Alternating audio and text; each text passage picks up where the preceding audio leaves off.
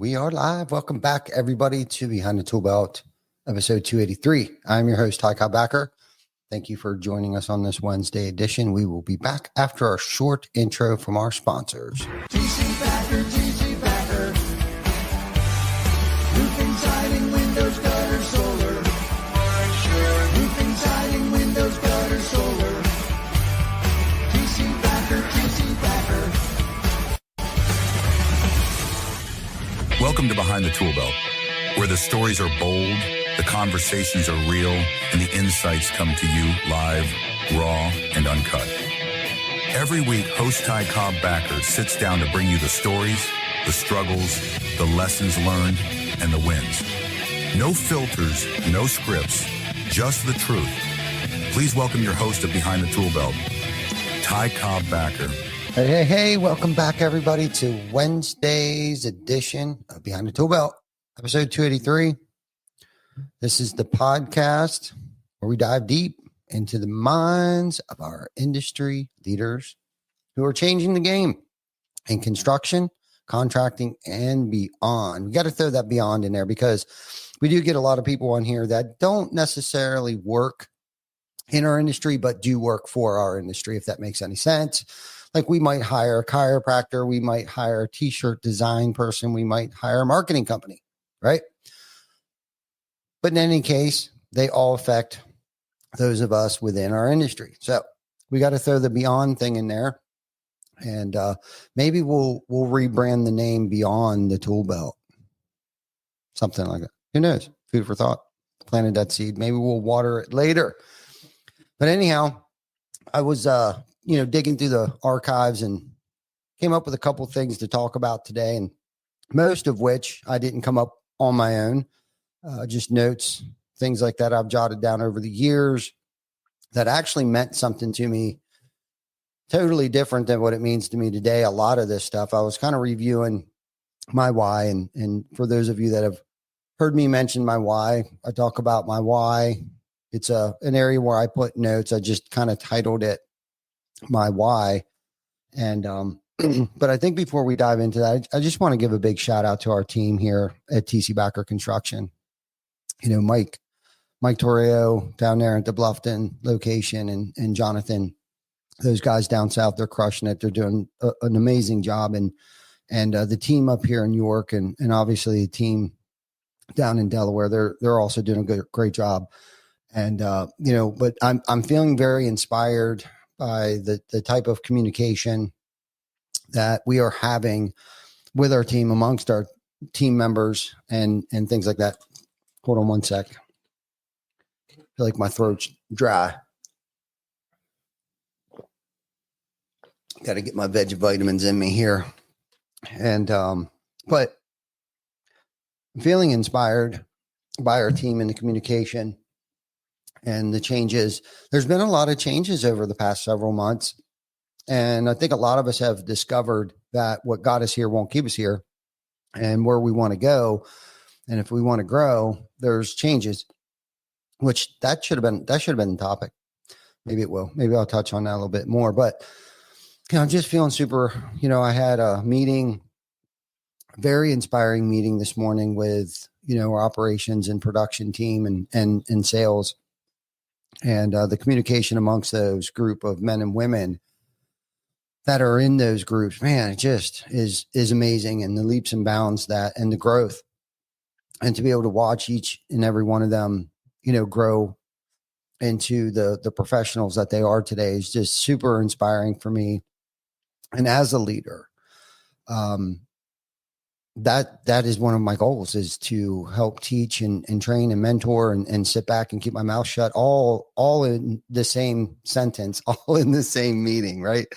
And not to hold a meeting hostage. And it's none of this is about me or I, me. It's definitely a we thing. And, I think that's probably what inspired me to come up with the conversation that I wanted to talk about. So I kind of dug through some of my archives, some of the stuff we might have talked about before. And it really starts with entrepreneurship, the journey of entrepreneurship and why a lot of people get involved with entrepreneurship. And I read Patrick Bet David's, one of my favorite all time. I read it at least once a year. It's just such a good book, and I highly recommend it to anybody. But he talks about the 4 levels of why most people become entrepreneurs. And so, of course, my ears perked up. I was like, oh, shit, man, I got to dive into this a little deeper. And one of the first things he talks about is survival, right? You're kind of in survival mode, and you got bills to pay, you got mouths to feed, and you got all this stuff like you just, and I'm thinking about this, and that's kind of been that was my journey, right? It was out of complete survival, and I knew I had talent. I knew I had skills. I'm a roofer by trade. I grew up, on the production side of things, and came from a background of entrepreneurship. And big shout out to my mom and dad who have been my biggest mentors and coaches. My dad's still an amazing coach to me today, but but I think a lot of people get stuck in that survival mode, where they're just out for themselves. They're, pretty much really started for all the wrong reasons. Same as myself, whether it be a resentment, they put their 2-week notice in and got fired and decided they were going to go out and buy a truck and throw a ladder rack on. And that's the great thing about this country. Like, nobody said that we can't go out and put a ladder rack on our truck and, consider ourselves a contractor. And, some states vary where you got to have licenses and things like that. I know the state of Maryland's pretty strict on things like that. And PA, not so much. Texas, not so much. Florida is the big dog down there, where you got to pass all kinds of rules and take all kinds of tests and stuff like that, which I think, in fact, it helps level the playing field, and things like that. But like I said, a lot of people kind of just stay stuck in that survival mode, right? Where they're just trying to make ends meet, and they're just kind of doing it, to help themselves and provide for their family and things like that. And then the next level is, status, right? Kind of where you start to feel like you have arrived, that status, and proving your haters wrong. And again, this is talking to me right now, right? As I'm reading these pages, right? Like this is my story, and I think that's why I hold this book so dear to my heart. And he came out with another great book too, Choose Your Enemies Wisely. And it was perfect timing when he released that book too. And by no means am I getting paid to market Patrick Bet David, which I wish that we were, but we're not. But, and again, it's like, I guess my point of sharing this with you, one point is that, remaining a student, and remain teachable is paramount over everything. The moment that I start to feel like I know everything, and I think that's why a lot of people get stuck in that survival mode, because, and then that status mode, right? It's because they feel like they have arrived. They got this now, right? They got a couple De Niro's in the bank, and it's not there for very long, and they haven't achieved that final phase, which I'll talk about here shortly. But the whole status is, it's proving your haters wrong, resentments, fear, and then comes the nice house, right? Keeping up with the Joneses, et cetera, and it's all about status, right? You're building a big deck on the back of your house because your neighbor built a deck. So you got to build a bigger deck, right? And I'm sure we can all relate to that, whether, you're into entrepreneurship or not. And I think a lot of people start to slow down, and over the years I've watched businesses, come out of the woodwork, bam, bam, bam, and it's like they just kind of hit this plateau and they start to slow down, and they kind of settle in at that level where they're kind of, just stuck between like that survival and that status mode. And then I think a lot of people want to get involved with it too. There's that freedom stage, right? I think they think, you know what I mean? Like all three of the first stages kind of coincide with each other. It's like, yeah, I want to start my own business so I can spend more time at home with my family and go on vacations and all these things, all these dreams, the American dream that we all hear about and watch on TV, and the vacations and the cruises and the jet planes and all these things. And it's like, I think that's kind of putting the cart before the horse a little bit. It's a great goal. It's a great dream, to have that. And, I think everybody wants to make enough money so they can feel comfortable, but that takes time. That doesn't happen, in like 12 months. Sometimes, I heard something, I read it a long time ago. It's like, and I think this goes for any business, where it takes, the first 5 years work before you even start to break even, if you're doing it right. And, and going back as I'm thinking back to my journey here, I think for me, it was right around that time where I started to feel a little relief. And the reason why that is because every dollar that came in went right back into the business. There was no extra money left over, whether it was because of buying new equipment, investing in the team, investing in myself, marketing, all these overhead expenses that I'm navigating through, have zero experience with. It wasn't even that long ago where I actually bought myself my first brand new vehicle. I mean, financed it. Everything was built through cash. We grew as fast as the cash would allow us to go, and which, there's pros and cons to that, and an argument for both sides of using other people's money, which I've learned a lot about over the years as well too, and leveraging banks and distribution and manufacturing and things like that. But that was mainly through trial and error and really not giving up, and having the tenacity and resiliency of bouncing back each time something didn't quite go my way, but to come to find out it actually worked out the way that it was supposed to work out, and it worked out for the better. And there's a lot of fear that drove me, particularly, of I didn't want to fail. You know what I mean? I was in that status, where like I can't, and I'm not saying that I still don't suffer from fear today. It's just a different type of fear. I think, I'm not necessarily fearful of getting pulled over or the red and blue lights in my rearview mirror kind of fear stuff. You know what I mean? My fears today are, I would say, and Vic, you and I've talked about this for years, is the difference between healthy fears and not healthy fears, right? And my fears today, my healthy fears is, letting my family down, letting my team down, letting the company down, getting myself out of bed, not because I'm going to be late for school, but getting my feet on the ground, and thanking God that I'm able to take a breath this morning. And I opened my eyes, my priorities are just different, 180, where, I'm driven by different things today, not out of fear, unhealthy fears and resentments and things like that. And I'm not saying that I'm perfect and I still don't suffer from unhealthy fears and things like that, but, and resentment, I can cop resentment. And Vic and I have talked about this a lot too. I'm not who I used to be. I'm not who I want to be, but I'm definitely not who I used to be. And how I handle situations today is much differently than the way it was when I first started on this journey.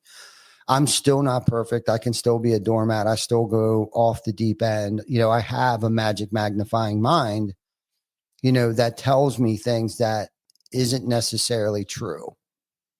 You're right. And I think we all suffer from that, whether we know it or not, but knowing that, and having great advisors around you to bounce crazy ass ideas off of people or thoughts and fears and things like that. And I think that's where, having a good significant other can play a big role into that. Having a best friend that, that you can confide in and knows that you're not crazy. And I think half of that reason why they don't think you're crazy is because they're just as crazy as you are, right? Whether it be your significant other or your best friend or whoever it is that you choose to confide in. And, and I can't talk enough about, problem shared is a problem cut in half, right? But you got to be careful on who you're sharing your problems with, right? And don't make it where it's so annoying, where it's like every time you see that person that you're just crying and bitching and moaning, because people get the shits of that too, because nobody wants that negativity in their life, right? And I've been on that side of the spectrum, both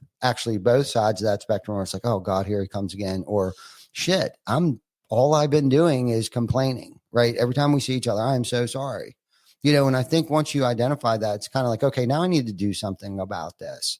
Right. And if you got good friends, good significant other, they're going to call you out on that shit. Like, okay, what are you going to do different this time? What have you learned from this? How did you put yourself in this situation again? Or why do we keep going down this rabbit hole? You know what I mean? Because I think they would much rather want to step on my toes than my grave, right? Because stress will kill you, right? Stress affects me in ways that I never thought were imaginable, right? Not just in the stomach, but like, I get rashes, I get back pain, I get headaches, I get blurry vision, I get all kinds of crazy shit that I don't know why it's happening to me. And then I realize, well, I'm worrying about something that I probably have no control over. Something that never belonged to me that I thought belonged to me, right? Or losing things that do belong to me, right? And it's like, there's nothing at this moment, one, I can do about it usually, or sometimes, a lot of times there is, I guess. But what I wanted to say, which really didn't fit in there, is that I also heard a long time ago, what's wrong with right here and right now? And I want to throw that out there. I don't know if we shared much about that. If you really think about that small little comment, that short little phrase, what's wrong with right here and right now? Absolutely nothing. I'm warm, right? I'm hydrated, got a roof over my head, family's good, okay. Outside of any of that, what really matters, right? And what reps am I putting in to avoid things tomorrow?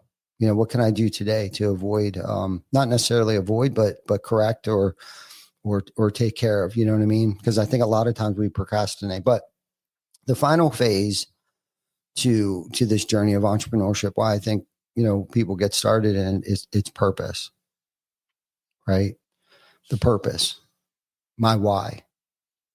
And I love this. This is my favorite part. This is my favorite part of the entrepreneurial journey. And you don't have to be an entrepreneur to have purpose. I think we all have purpose, right? Purpose to be a dick, purpose to be kind, whatever, right? It's however you choose to twist this thing up and smoke it. But, purpose for me, a lot of which starts with legacy, right? Like, how do I want to be remembered? How do I want to make an impact on other people's lives? And realizing why, I was put on this earth. And I tend to say that I've been given that extended warranty, and what am I going to do with that? Am I going to take it for granted? Am I going to take advantage of it? Right. And I don't want to take that for, I don't want to take advantage of it, or I'm sorry. I don't want to waste it.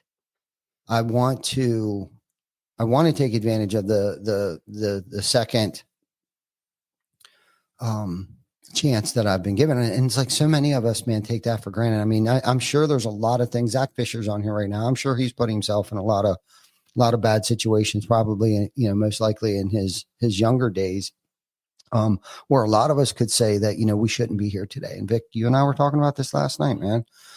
I just don't think, I don't know why. And I don't want to say I'm the chosen one. I've been chosen, but I do feel kind of special.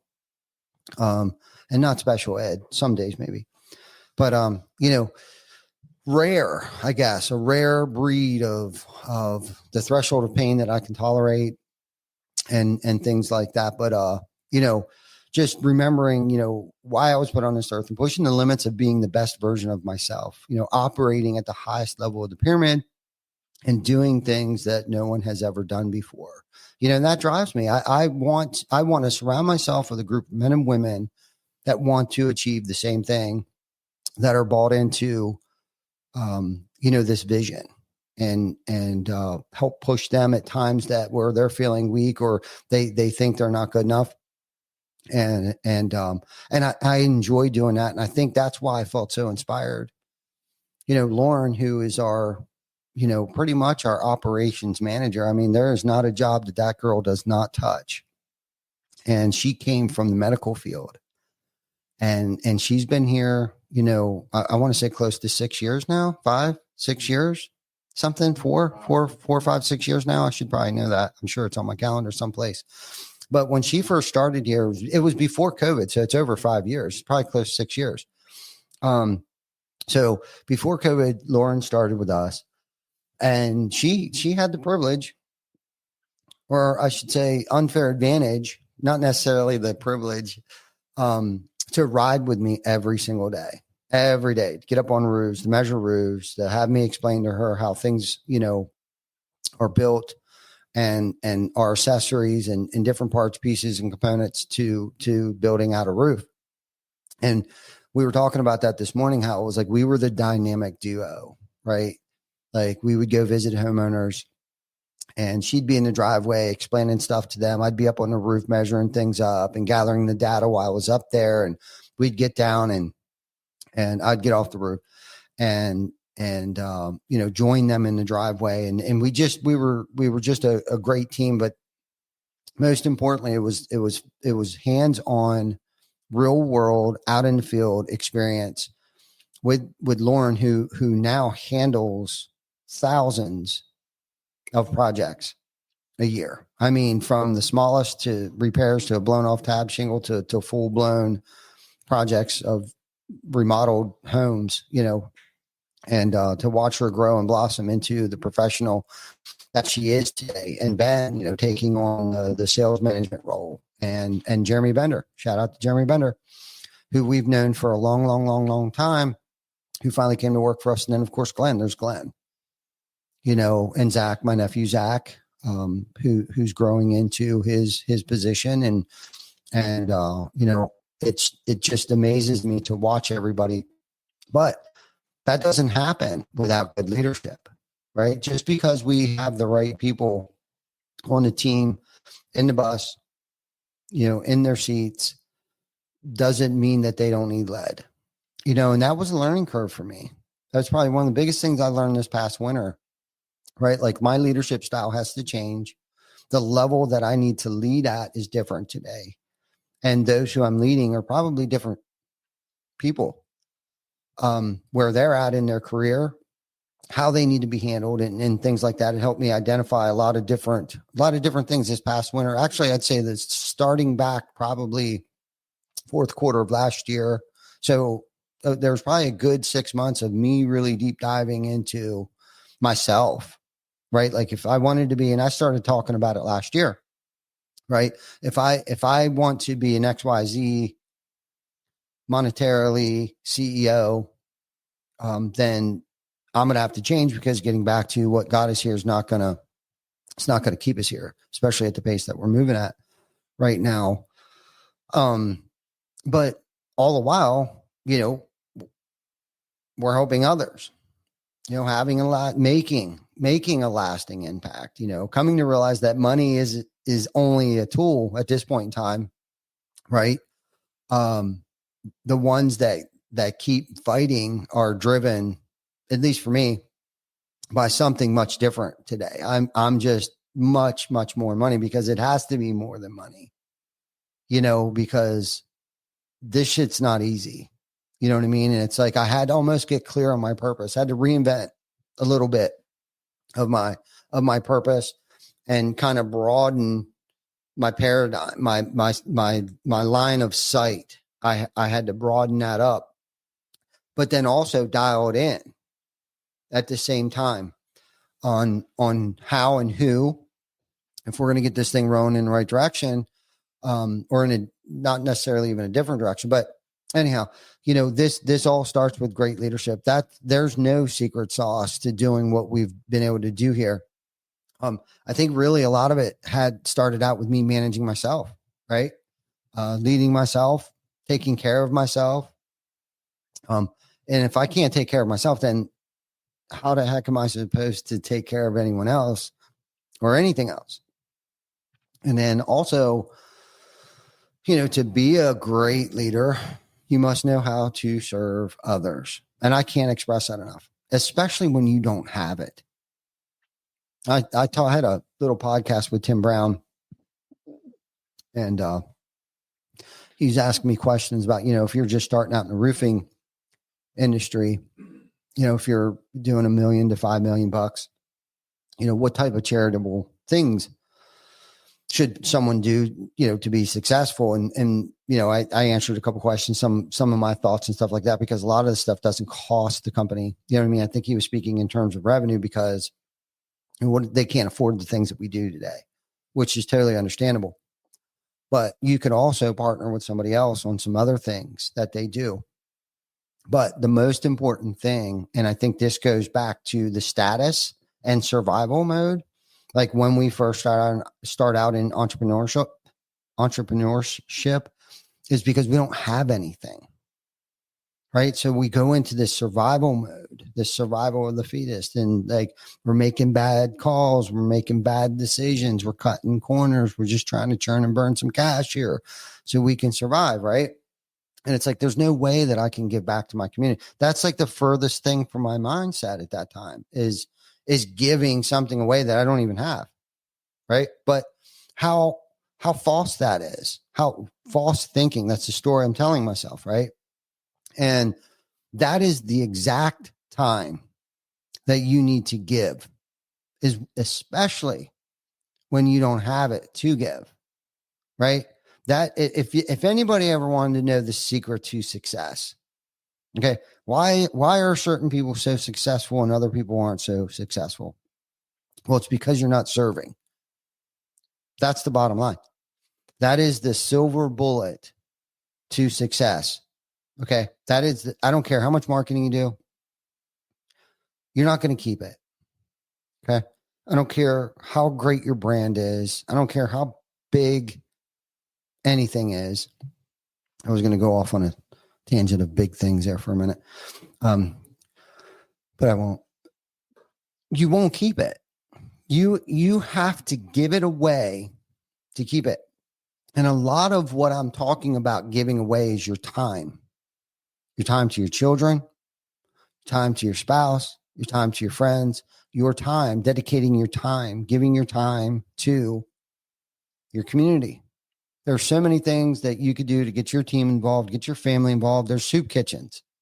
Okay. Every holiday. You don't have to do this big, great, grandiose 21 turkey salute, which we've been very blessed to be able to do that. And that's what I'm saying, and I'm not saying that our cup has been overflowing to the point where we have excess, excess, I think it's the word I'm looking for, amounts of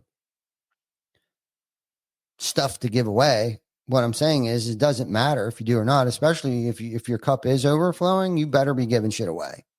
Right. And I'm not saying you go to the bank and start pulling $100 bills out of the ATM machine or anything like that. Maybe that's what it is. I don't know. I don't think that's what they're talking about. I don't think that's what I'm talking about, where you sell the farm and just give it away.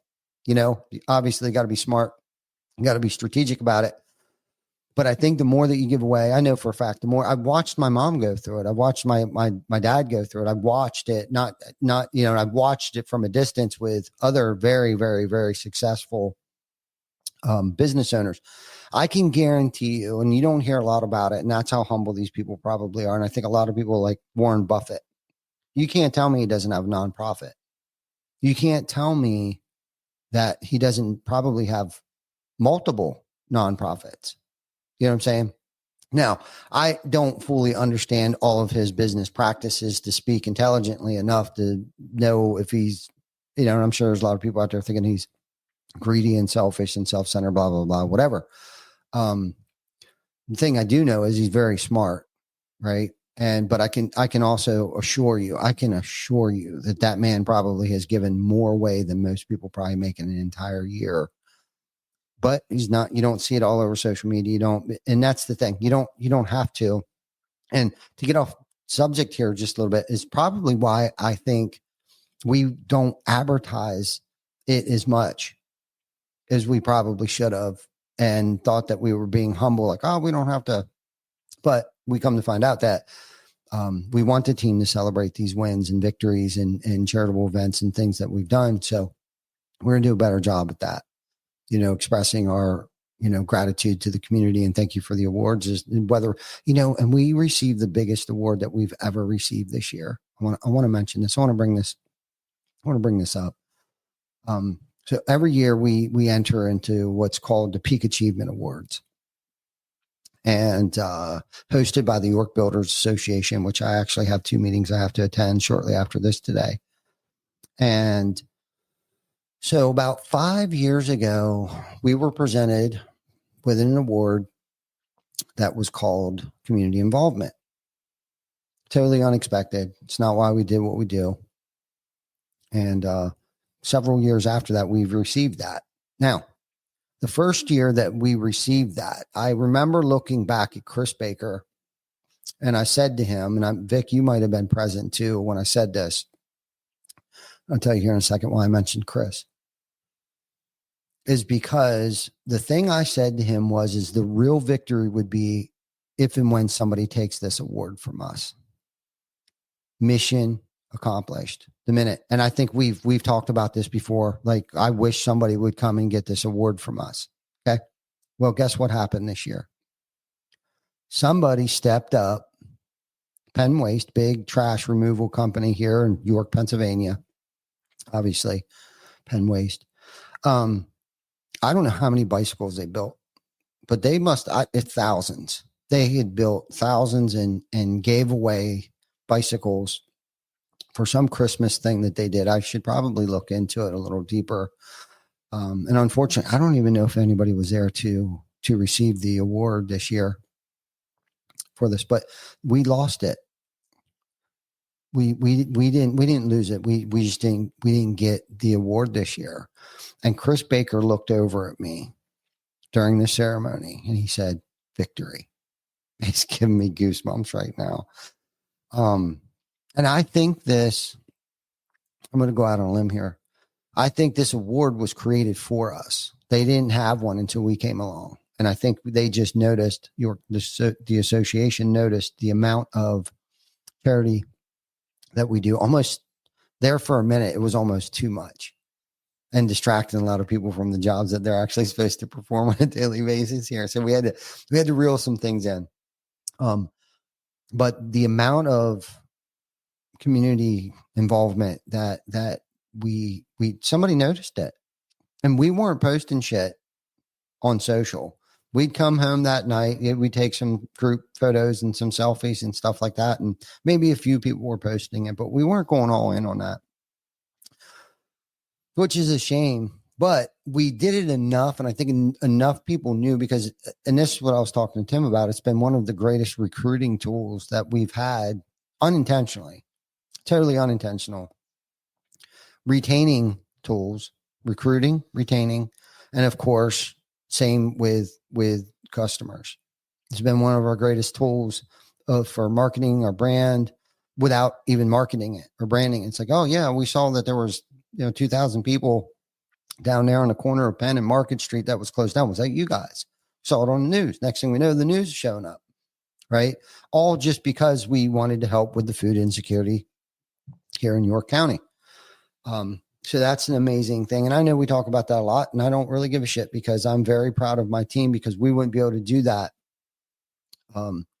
without our team. So big shout out to the team, everybody. Seriously, Kim, Mackenzie, they're up there crushing it. Sam, that little girl has grown leaps and bounds, not just as a professional, but into,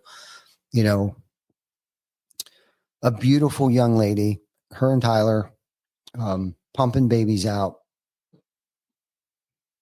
Better be your last one. We're not giving you any more time off. Just kidding. I love you. So anyhow, I just talking about serving. So not just serving others here. This is the other thing that we haven't talked about for a while. And again, I kind of pulled this stuff out of the archives, and I've missed leadership and entrepreneurship. Probably one of my most favorite topics of all, but the impact that we have on our families, our organization, our community, our industry, distribution, and manufacturing. It is our solemn oath to make this a better place than it was when we found it. So I wanted to talk about that, but there's other attributes too, and that's the ability to inspire trust and to cast a vision and a sense of direction, to make hard decisions and see that they are carried out, and to develop the art of delegating instead of trying to do everything myself. Right.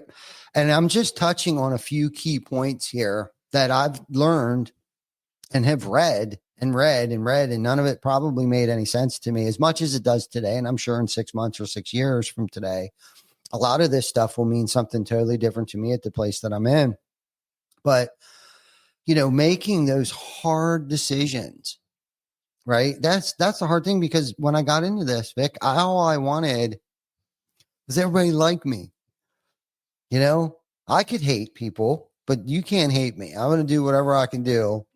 That was what was twisted, especially I'm going back a few years here, and I don't want to show my age, but man, God, I could hate someone. I could hate you like no one's ever hated you before. I was the best hater, and judgmental and all those things. Today I got a different respect for our industry, those that are in it. To anybody that's out there doing this thing, I know it's not easy.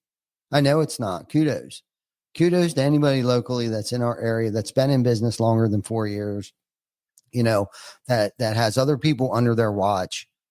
Big shout out to everybody out there kicking ass and taking names, and making those hard decisions out there, and learning how to delegate, and sifting through all this shit that I've had the privilege, right? Riding on my borrowed time right now over the past this year will be 17 years, July 17 years.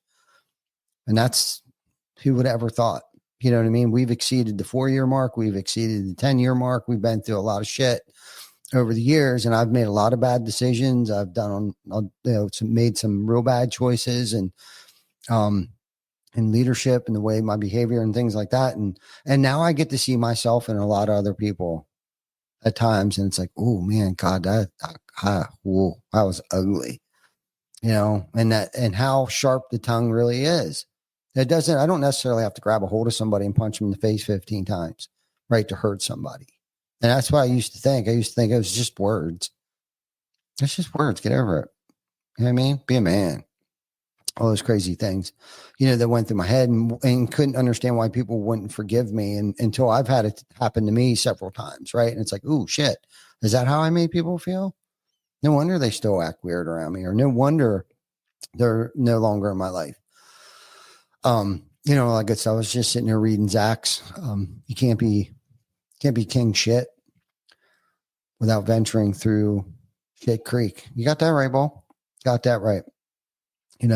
So, getting back to the delegating instead of trying to do everything ourselves, this in turn means picking capable people, right? Making sure you got a good picker, right? I had a bad picker, still do sometimes, whether it's who I'm teaming up with, or, those I'm surrounding myself with. And we talk about this every episode, is we are the sum of those that we surround ourselves with. And this is so true. It is so true in so many ways, on so many levels. If you take a look at your friends, take a look at your friends. Hopefully that group is small, so you don't have to look too far, right? And look at their bank accounts, look at their lifestyle, look at their relationship with their significant others, and then look at you, look at yourself. And that's pretty much all I'm going to say about that. Okay. Look at one more thing. Look at when you were growing up and those that you hung out with. You spoke like them, you dressed like them, you acted out like them, all that stuff. So anyhow, picking, the right people for carrying out the particular task, and continuously, and this is, I fail miserably here, is evaluating their performances. I was guilty. I've been guilty of delegating, and delegating doesn't mean necessarily, just giving someone something to do without any form of direction or framework first, and handing it off to them with no direction whatsoever, and not coming back and following up, seeing how they're doing, or following back up and asking, trying to figure out, like, why isn't anything done when all 3 fingers are pointing back at me? It's like, 1, I didn't necessarily give you any type of framework to start with. And 2, I gave you very little direction to start from, right? And usually it's not a whole lot that you need to give somebody. Just a little bit of information, a little bit of clarity, a little bit of insight, foresight, and watch them run with it. Because and that's the thing about delegation is you're also helping them, you're also pushing them, but you got to give them enough information and the right tools and resources around them, right? And then watch that unfold and watch them grow and watch them build and create. That's the other thing about leadership too. Like, you can build anything as long as you're okay with not taking the credit for it. And I think that's where a lot of people get hemmed up.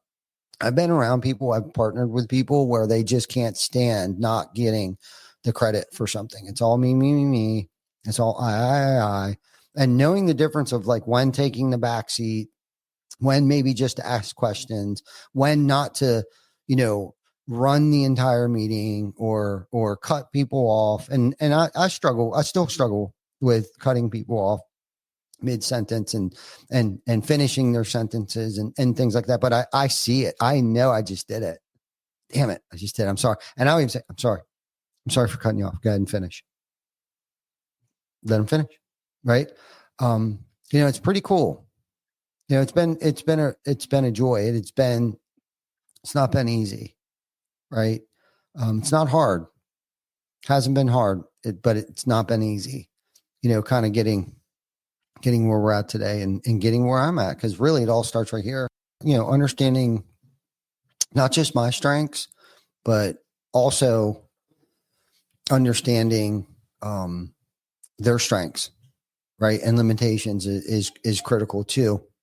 And once you've discovered their strengths and certain people's, limitations and things like that, and being able to push those boundaries for them a little bit. I remember there was this guy, Keith, who worked for us for a long time. And he was probably one of my first, I'm going to call him a project maybe. And he was with me for, even when I worked for my previous company that I worked for. He worked with me there as well. And when we decided to start TC Backer, he came with me. And I remember pushing him to points where he never even knew existed.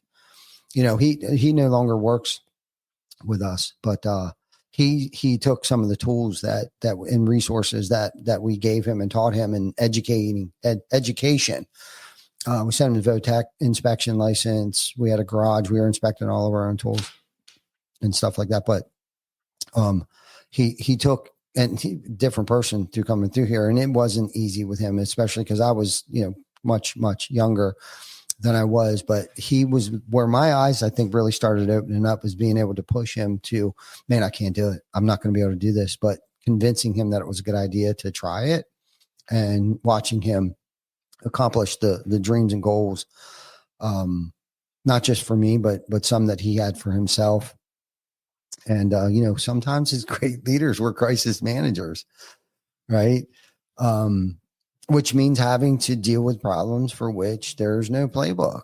There's no playbook for dealing with a crisis. Sometimes I'm a marriage counselor. Sometimes I'm a freaking electrician and a TV repair guy. I mean, and everything in between, right?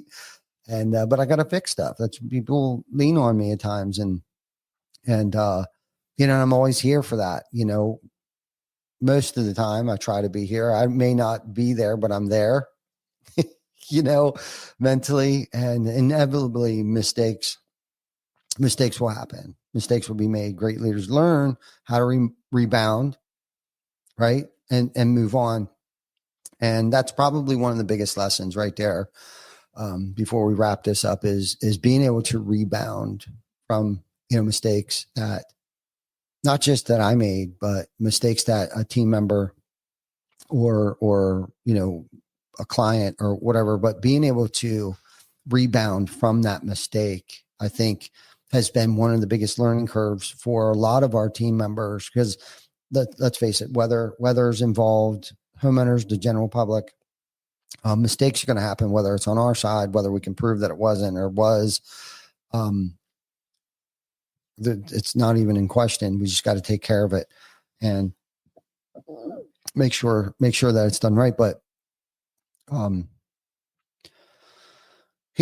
some point in time, we've been working. Well, I started on this thing. It's called 12 Steps to Leadership. And a lot of this stuff came out of that. And again, that was just mostly some of the stuff that's on the surface, but I get a little deeper.